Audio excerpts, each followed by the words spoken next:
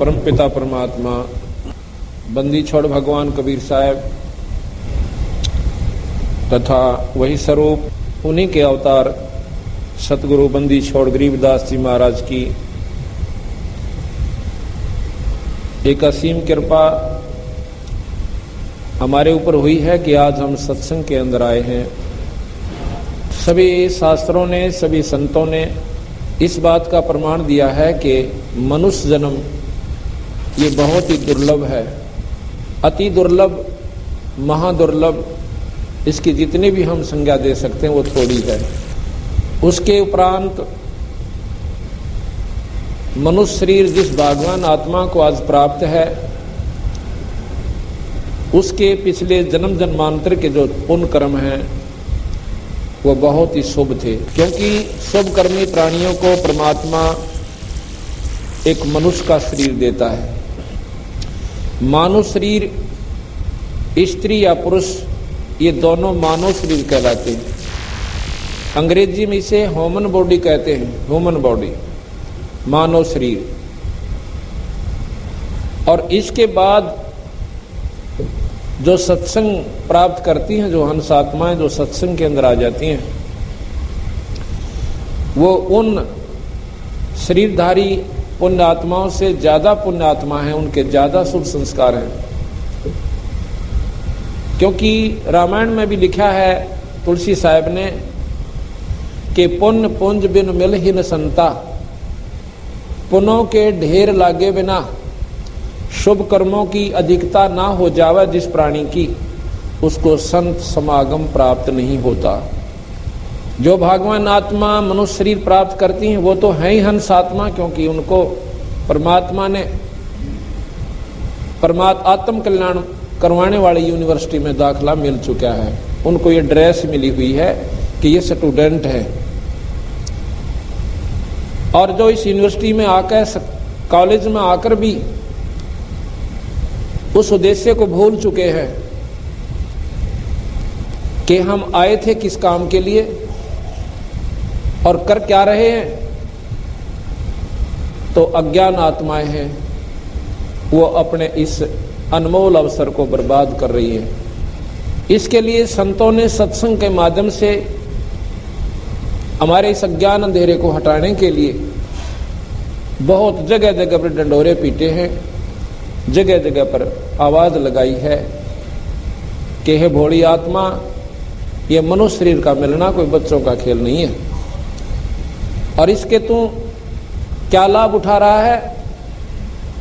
माया जोड़न की होडलाली, बीड़ी शराब मांस तमाकू जो ना काम करने थे मनुष्य शरीर पाकर, वो भी शुरू कर दिए। इस अंधेरे को सत्संग में हटाया जाता है। वो पुण्यात्मा जो सत्संग में आती है वो और ज्यादा शुभकर्मी होती है, और सत्संग में सुनी हुई बातों को जो अपने जीवन में ढाल लेती हैं, सत्संग में सुनी हुई बातों को जो अपने जीवन में ढालकर उनका अनुसरण कर लेते हैं, बुराई छोड़ देते हैं, परमात्मा पर आसरा कर लेते हैं, उन भगवान आत्माओं के शुभ कर्मों का वर्णन नहीं किया जा सकता, और वो भी आज के इस गंदे कलयुग में। आज जितनी भी हंस आत्मा सत्संग के अंदर आई हैं, ये शुभ कर्मी प्राणी हैं। इनको संत कहा है संतों ने, सतगुरु महाराज कबीर साहब ने। संत कौन होते हैं, ये परिभाषा हम आपको आगे बताएंगे। परमात्मा को चाहने वाली आत्मा वो संत आत्मा होती है, उन्हें हंस आत्मा कहते हैं। आज बंदी छोड़ भगवान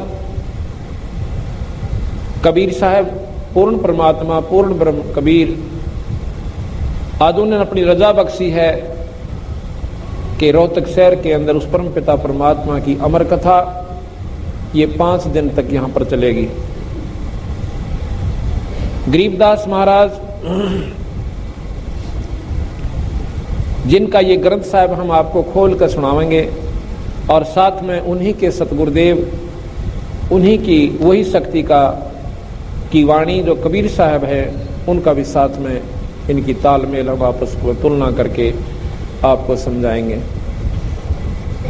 मनुष्य जन्म के क्या कर्तव्य हैं, मनुष्य जीवन में हमने क्या काम करने चाहिए थे और क्या हमने नहीं करने चाहिए थे, वो जानकारी आपको इन 5 दिन के अंदर बिल्कुल विस्तृत रूप से दी जाएगी। जो पुण्यात्मा लगातार 5 दिन का सत्संग सुन लेगी उसको किसी प्रकार का संशय नहीं रहेगा भक्ति के मार्ग में, और फिर विचार करने पर बाध्य होगी वो हंसात्मा कि ये मनुष्य शरीर परमात्मा ने ये डले ढूंढता ही नहीं दिया था। हम क्या करते हैं, बच्चे हो गए,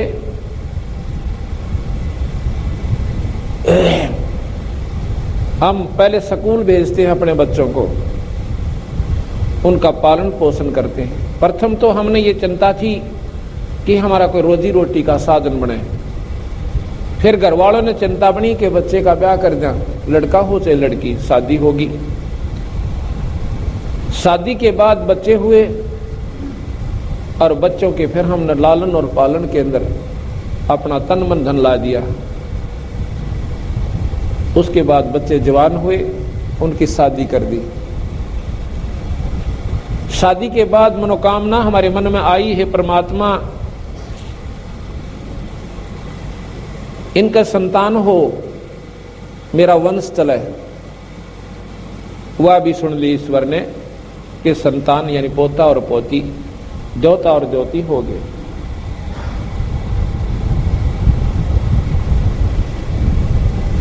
अब हमारा शरीर वृद्ध हो गया, इतना वृद्ध हो गया कि उठा और बैठा भी इच्छा अनुसार नहीं जा रहा, और अपने मन में हम फूले नहीं समा रहे कि हमारा जीवन सफल हुआ, क्योंकि मेरे 4 लड़के और 8 पोते और 6 दोते हो गए, और 4 पोती और 3 दोती। फूले समाते हैं, फूले नहीं समा रहे हैं कि वाह वाह मौज कर दी, जीवन सफल हुआ।